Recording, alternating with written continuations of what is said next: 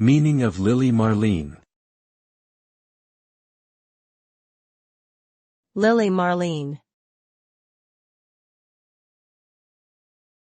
Lili Marlene. Lili Marlene.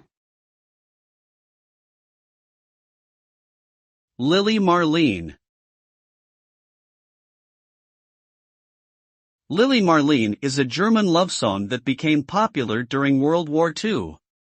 The lyrics were written by Hans Leip, a German soldier, in 1915, and the melody was composed by Norbert Schulze in 1938. The song tells the story of a soldier who is standing guard at night and thinks about his lover, Lili Marlene.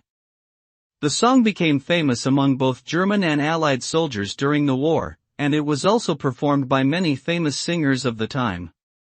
Today, Lili Marlene is considered a classic love song and has been covered by many artists in various languages.